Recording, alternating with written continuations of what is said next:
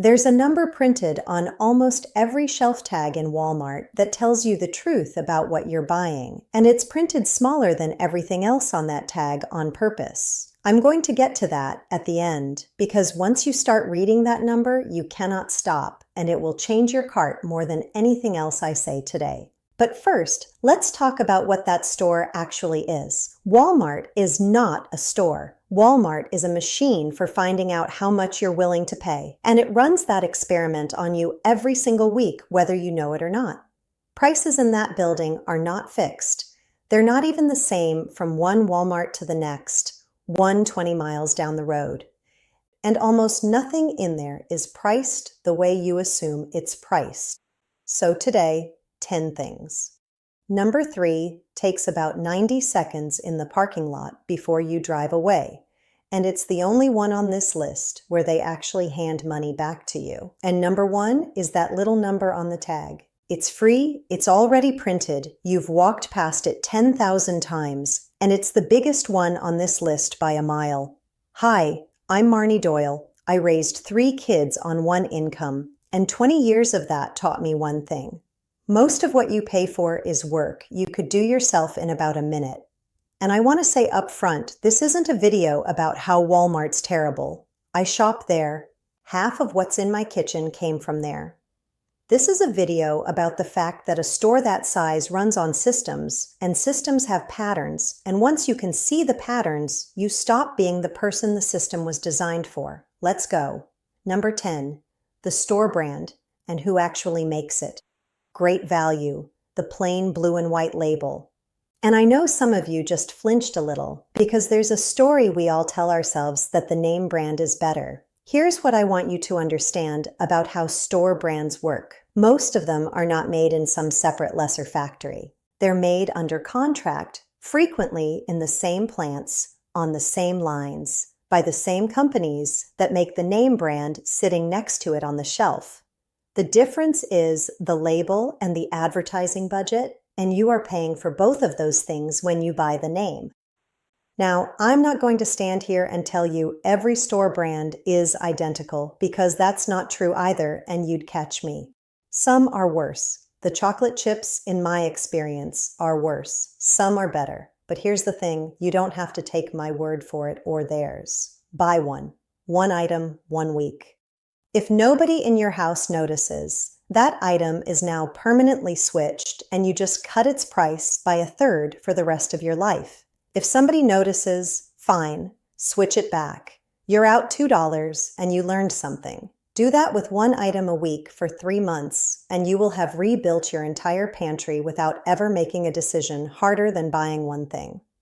Number 9, learning to read the yellow tag. Clearance tags at Walmart are not just prices. They're a status report on that item, and they tell you 2 things. First, look for the date on the tag. There's usually a date printed on there from the last time the price was checked. If that date is old, that item has very likely been marked down again in the system since then, and the tag on the shelf just hasn't caught up. That's the tell. Second, people will tell you the last 2 digits of the price mean something. Prices ending in certain numbers mean a final markdown. Other endings mean it's still got room to drop. And there's some truth in it, but I'm going to be honest with you here because I'd rather be right than clever. Those conventions vary, and half the lists you'll read online disagree with the other half. So treat the endings as a hint, not a rule. The tag is a clue.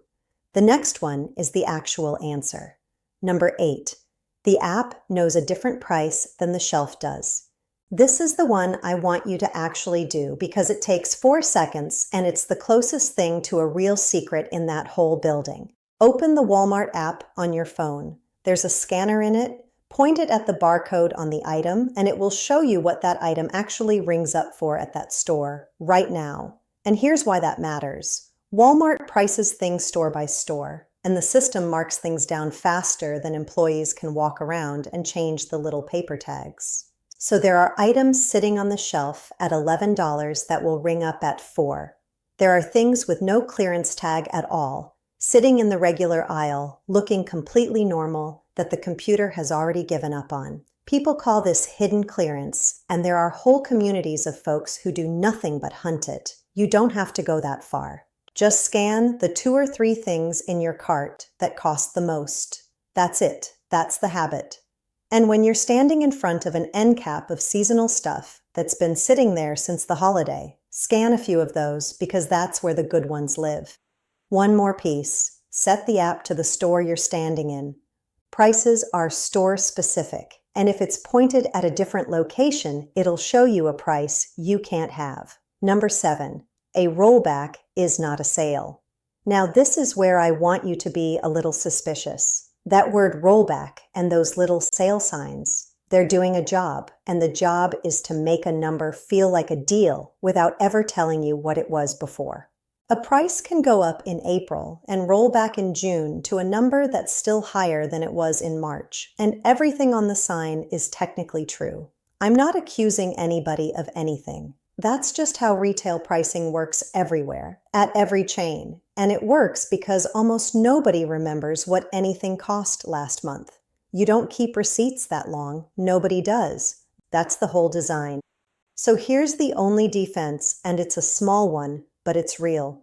For anything that isn't food, and especially for anything over about $50, look the item up online before you put it in the cart and see what it's been doing. Price tracking sites and browser tools will show you a chart of what that thing has cost over the last few months. 30 seconds of looking will tell you if this is genuinely the low or if it's the 3rd rollback this year on the same item.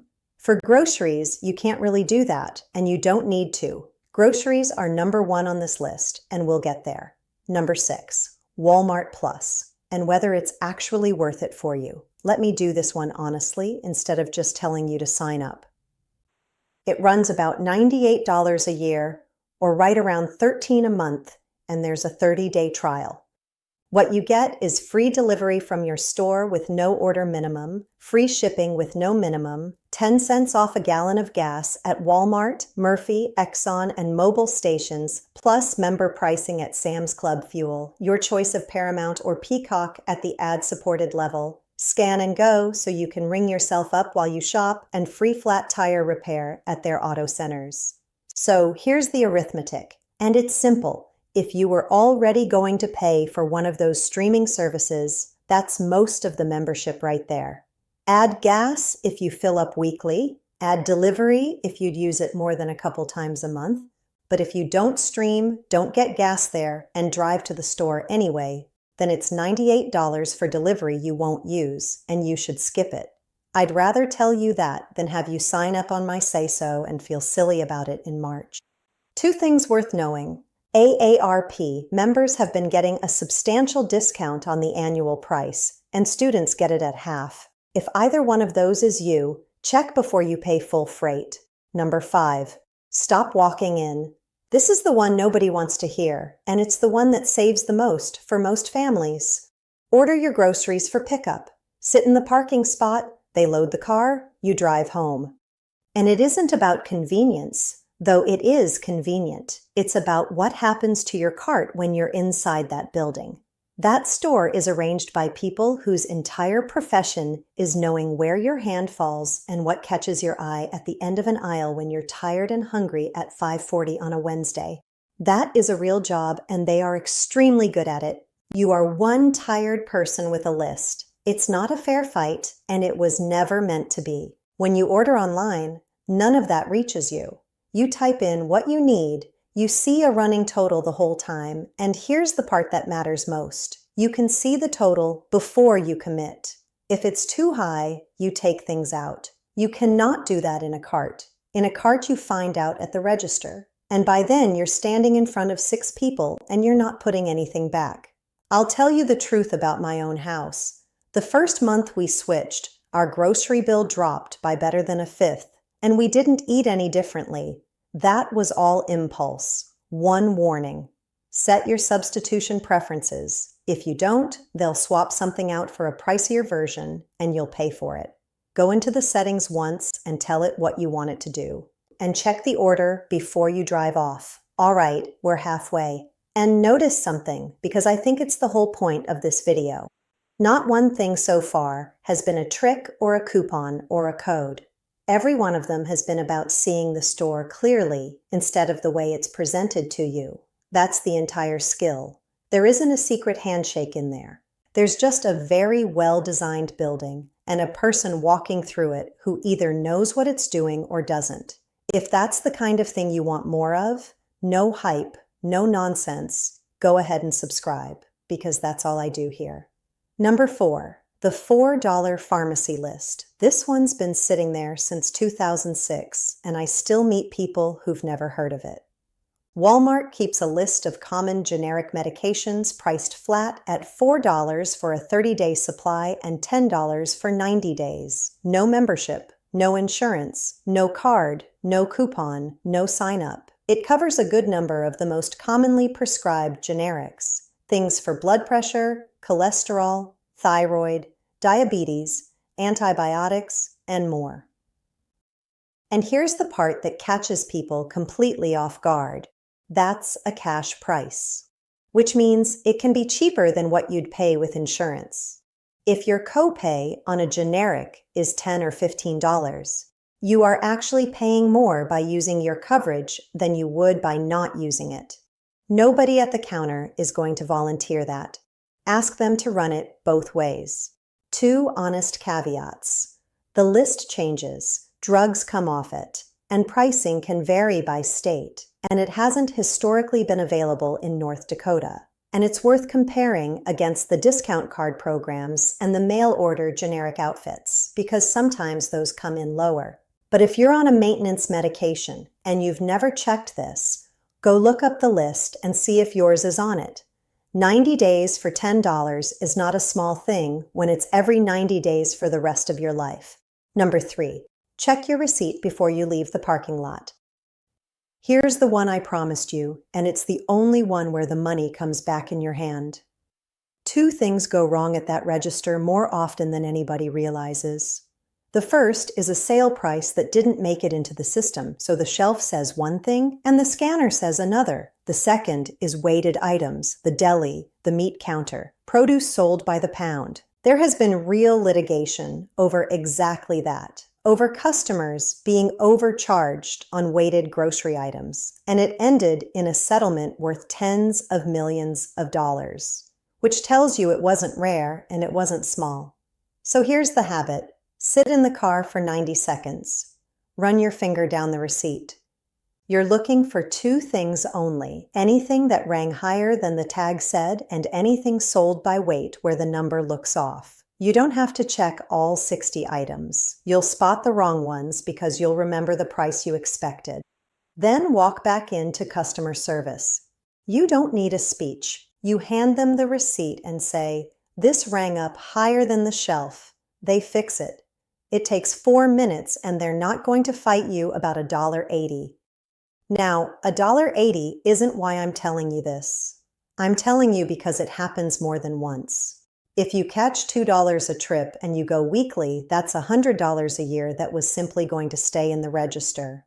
And the reason it stays there is that it's such a small amount that nobody thinks it's worth walking back in for. That's exactly why it works. Number 2, price matching, what died and what's left. Now I have to correct something because there's a lot of bad information out there, and I don't want you standing at a register getting told no. Walmart does not match competitors anymore. Not Target, not Amazon, not the grocery store down the road. That went away years ago. And if you're still holding on to the memory of walking in with a competitor's flyer, that era is over. Half the internet hasn't caught up. You'll find articles today telling you to bring in an ad. Don't. You'll get turned down and you'll feel foolish, and you shouldn't, because somebody told you wrong. What does still exist is matching Walmart against itself. If an item in the store is cheaper on Walmart.com, sold and shipped by Walmart, they'll generally match their own online price at the register. 2 conditions. It has to be the identical item, same size, same model, same color. And it can't be from one of those third-party marketplace sellers on their site, which is a completely different thing wearing the same website. And that's worth knowing about because online and in-store prices genuinely do differ on the same item. So when you're standing there and it feels expensive, pull up that item on the app and look. If the site's cheaper, show them at the register. There's also a price adjustment window if Walmart itself drops the price shortly after you bought something. Keep your receipt for big purchases. Policies on this shift, so ask at customer service rather than taking my word for it or anybody else's. And number 1, the unit price. Here it is. Look at any shelf tag in that store. There's the big number, the one they want you to see. And then off in the corner, in type about a third the size, there's a little line that says something like 19.4 cents per ounce. That is the only honest number on the tag.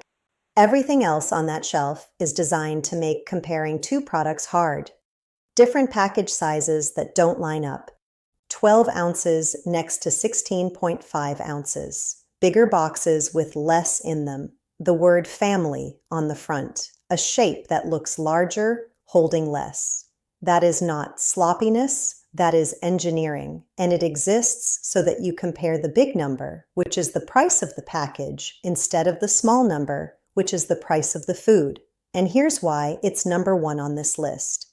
Every other thing I've told you today saves you money once. This one saves you money on every single item, every single trip, forever, and it costs you nothing but the 2 seconds it takes to look down and to the left. It also destroys some things you've believed your whole life.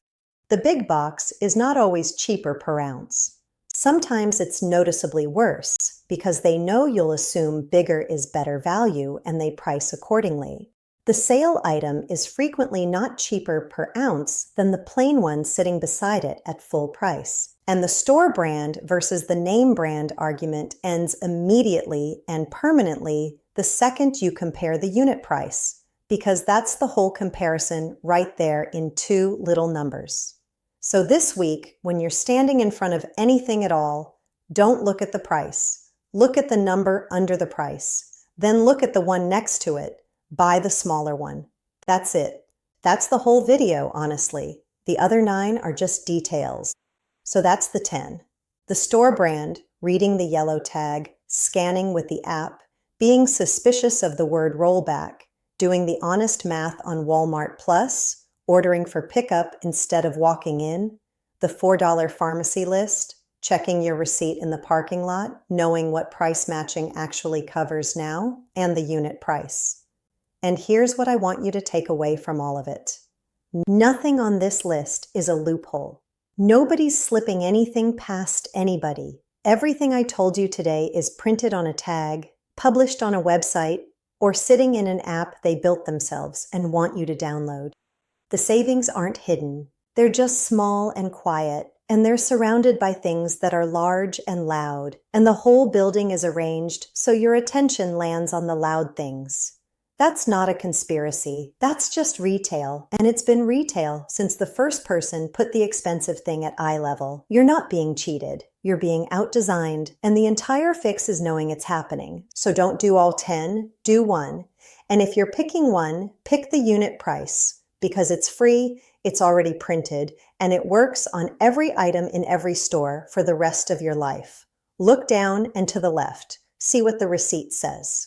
Now tell me in the comments, what's the one thing you buy at Walmart that you'd never switch? Name brand or store brand, doesn't matter. The one that's just correct.